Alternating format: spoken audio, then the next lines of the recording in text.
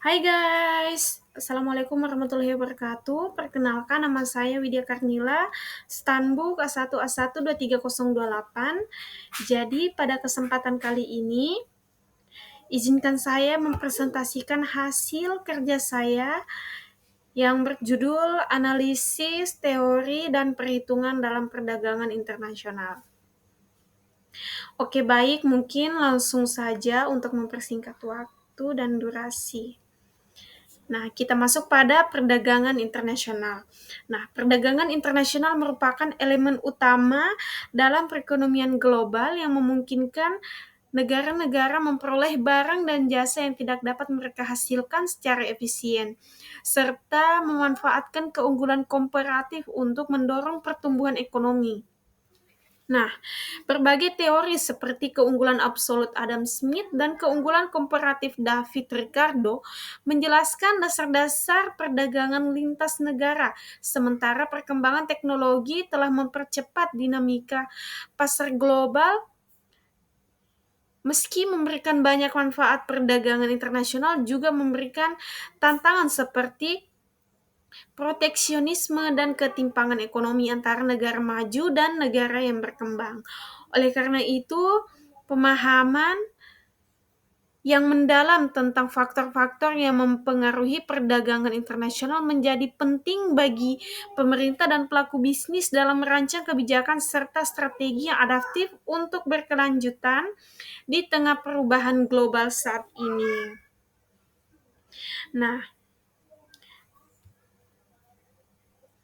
Nah, kemudian di era globalisasi yang semakin berkembang ini, perdagangan internasional telah menjadi pilar utama dalam perekonomian global. Nah, negara-negara di seluruh dunia yang terlibat dalam pertukaran barang dan jasa dengan tujuan untuk memperluas peluang ekonomi, mengoptimalkan alokasi sumber daya, dan meningkatkan kesejahteraan masyarakatnya. Namun, penting untuk kita memahami bahwa perdagangan internasional itu tidak hanya tidak hanya tentang pertukaran komoditas fisik saja, melainkan ia juga mencerminkan model politik ekonomi yang sangat berpengaruh. Kemudian perdagangan internasional juga memainkan peran penting dalam perekonomian global yang memungkinkan negara-negara untuk memperoleh barang dan jasa yang tidak dapat mereka produksi secara efisien. Oke, kemudian kita lanjut mengenai kritik David Hume terhadap pandangan merkantilisme. Sebelum kita masuk pada kritik David Hume, kita harus tahu dulu apa itu merkantilisme. Nah, istilah merkantilisme ini berasal dari kata bahasa Inggris yaitu merchant yang artinya adalah pedagang. Nah, menurut paham merkantilisme, setiap negara yang ingin maju harus melakukan perdagangan dengan negara lain. Nah, merkantilisme adalah teori ekonomi yang menyatakan bahwa kemakmuran suatu negara bergantung pada jumlah modal atau aset yang dimilikinya serta besarnya perdagangan internasional yang dilakukan. Itu dia tadi mengenai merkantilisme. Kemudian apa kritik David Hume terhadap pandangan merkantilisme ini? Nah, kritik David Hume terhadap pandangan merkantilisme ini, David Hume sendiri menentang merkantilisme dengan menunjukkan bahwa akumulasi emas tidak selalu meningkatkan kekayaan negara karena kenaikan harga akibat masuknya emas justru melemahkan ekspor dan mendorong impor. Konsep ini dikenal sebagai mekanisme aliran harga spesies yang mendukung pandangan bebas dan mempengaruhi ekonomi klasik. Selain itu, Hume menekankan pentingnya kebebasan ekonomi bagi kebebasan politik serta membedakan analisis ekonomi dan normatif positif. Itu tadi menurut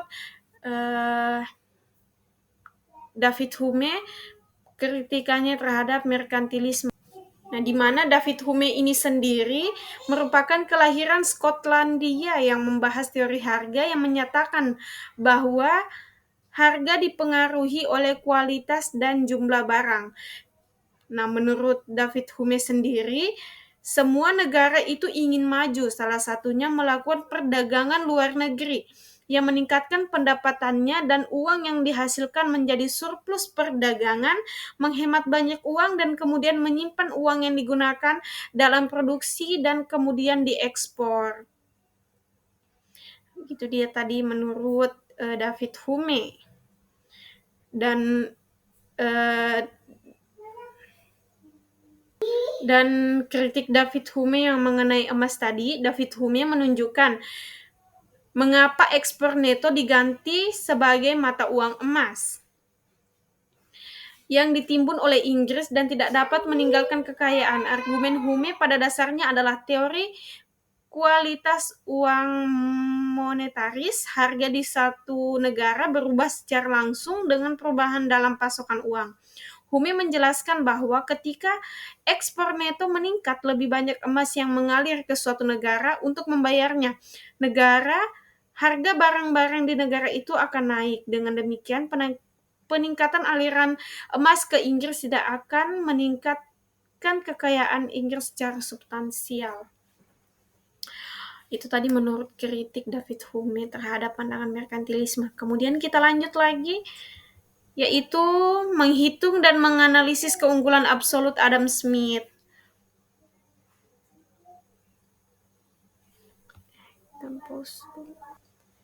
Adam Smith menentang merkantilisme dan memperkenalkan keunggulan absolut di mana negara sebaiknya fokus pada produksi barang yang paling efisien untuk diperdagangkan. Konsep ini mendukung pandangan bebas yang berbeda dari merkantilisme dan menekankan penimbunan emas dan pembatasan impor. Nah, Adam Smith adalah seorang ekonom asal Skotlandia yang dijuluki sebagai Bapak Ekonomi Modern, yang menentang perdagangan ini dan memperkenalkan konsep absolut. Dalam bukunya, yaitu An Inquiry into the Nature and Causes of Wealth of Nations, tahun 1776. Nah, Smith ini berpendapat bahwa perdagangan internasional yang bebas perdagangan internasional yang bebas akan membawa manfaat yang lebih besar bagi semua negara yang terlibat dibandingkan proteksionisme. Ia memperkenalkan teori keunggulan absolut ini yang menyatakan bahwa suatu negara harus mengkhususkan diri dalam produksi barang yang dapat diproduksi lebih efisien dibanding negara lain, kemudian menukarkan hasil produksinya dengan barang melalui perdagangan. Nah, kemudian Adam Smith ini menentang merkantilisme. Tadi kan merkantilisme teori ekonomi yang meyakini bahwa kemakmuran suatu negara hanya ditentukan oleh jumlah modal atau aset yang tersimpan dalam negara tersebut dan besarnya pada perdagangan internasional yang dilakukan oleh negara tersebut. Nah, kalau menurut Adam Smith itu tidak. Nah, menurut Adam Smith itu perdagangan internasional itu bersifat bebas atau free trade yang akan lebih menguntungkan bagi negara yang terlibat dibandingkan negara proteksionisme. Ia menjelaskan bahwa suatu negara memiliki keunggulan absolut dalam produksi suatu barang jika negara tersebut dapat memproduksi barang itu lebih efisien atau menggunakan lebih sedikit tenaga kerja atau sumber daya dibandingkan negara lain. Itu menurut Adam Smith. Oke, lanjut. Menghitung dan menganalisis keunggulan komparatif dalam perdagangan internasional. Teori komparatif David Ricardo menyatakan bahwa negara sebaiknya fokus pada produksi barang dengan biaya peluang terendah untuk memperoleh manfaat dari perdagangan. Hal ini memungkinkan spesialisasi dan efisiensi meskipun tidak memiliki keunggulan absolut. Contohnya, Indonesia unggul dalam beras dan Jepang unggul dalam mobil sehingga keduanya saling diuntungkan dalam berdagang. Oke, lanjut. Menghitung dan menganalisis perdagangan internasional berdasarkan model Heck-Rollin dan penerapannya. Teori Hacker-Ollin menjelaskan bahwa pola perdagangan internasional dipengaruhi oleh perbedaan faktor produksi antar negara.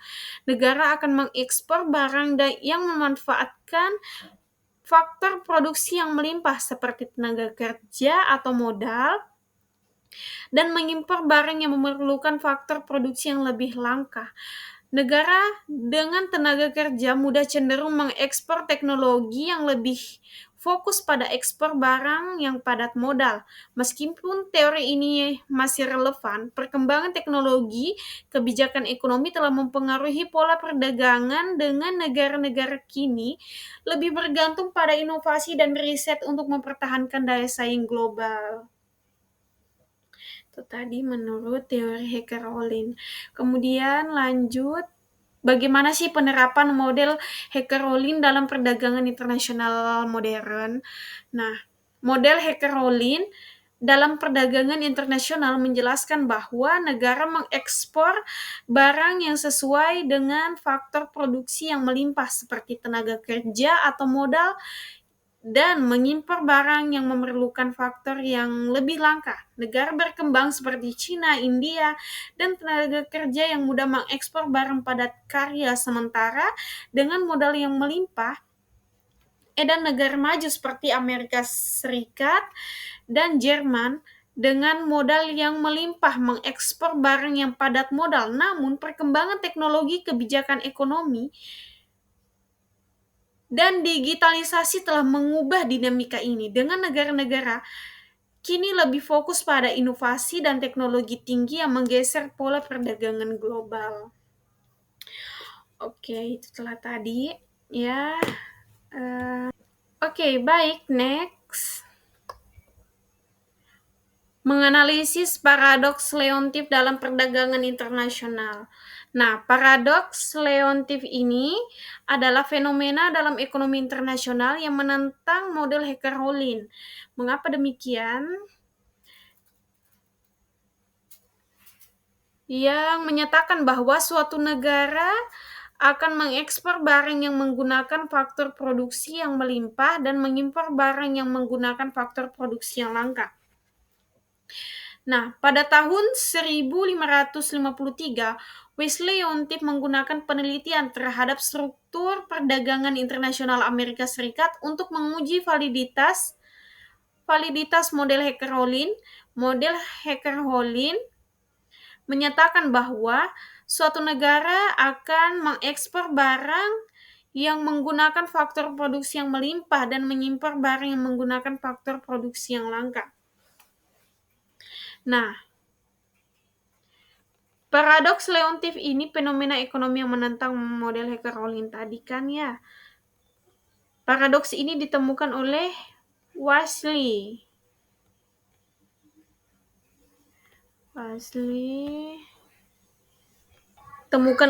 Leontief pada tahun 1953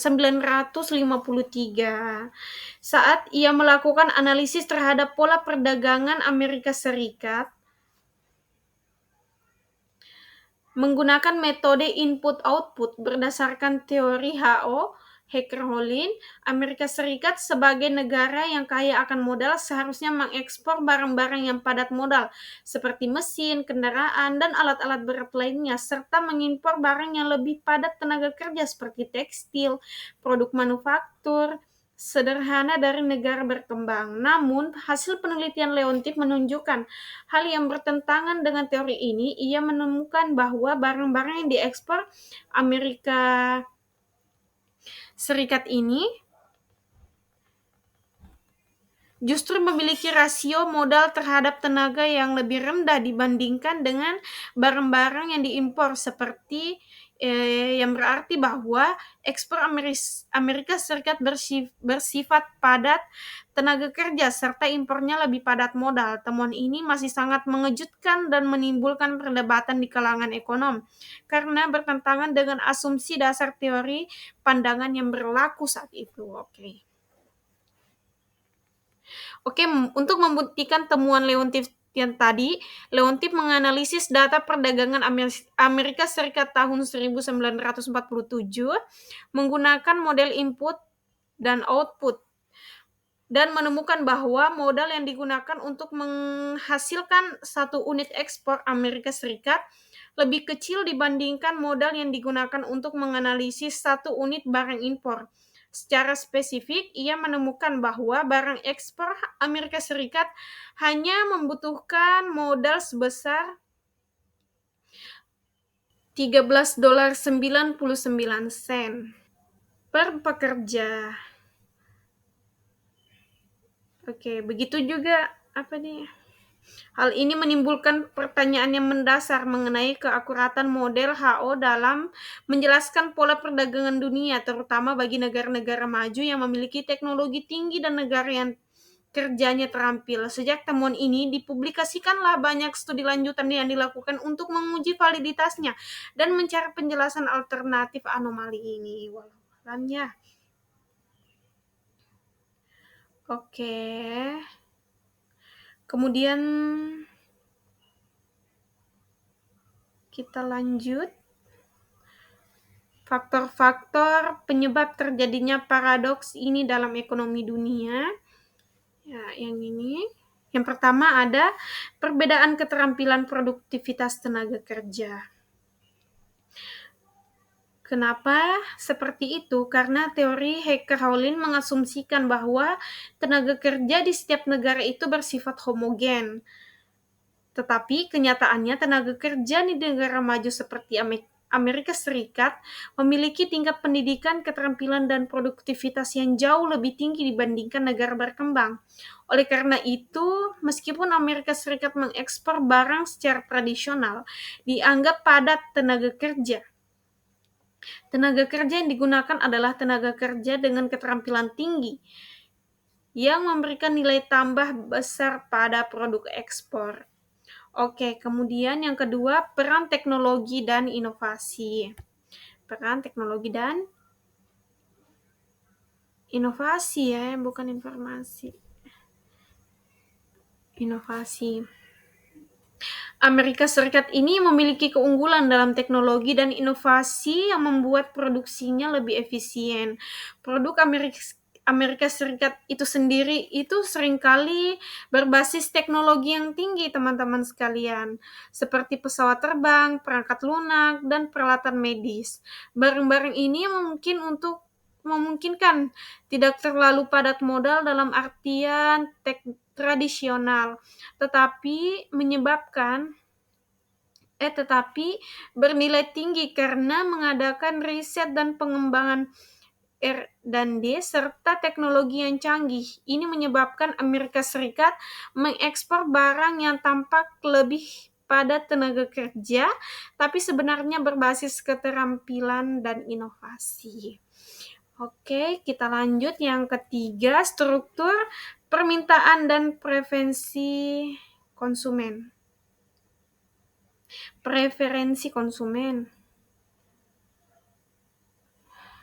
Oke. Permintaan global terhadap produk Amerika Serikat itu cenderung berfokus pada barang dan jasa yang bernilai tinggi, seperti perangkat lunak, jasa keuangan, dan produk farmasi. Sementara itu, Amerika Serikat itu lebih banyak mengimpor barang manufaktur yang memerlukan investasi dan modal besar, seperti mobil, mesin berat, dari negara Jerman dan Jepang. Oke, kemudian yang keempat ada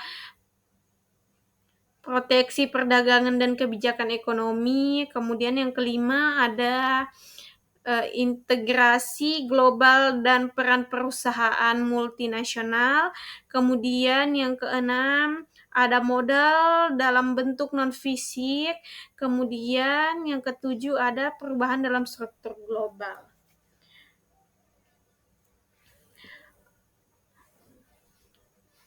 Perubahan dalam struktur global. Ekonomi dunia saat ini itu jauh lebih kompleks dibandingkan ketika teori Hacker-Hollin tadi. Pertama kali dikembangkan dengan adanya rantai pasok global, barang yang diekspor dan diimpor seringkali memiliki proses produksi yang tersebar di banyak negara. Produk-produk ekspor Amerika Serikat mungkin diproduksi dengan modal rendah, tetapi menggunakan keterampilan tinggi, sedangkan barang impor seperti mobil dan elektronik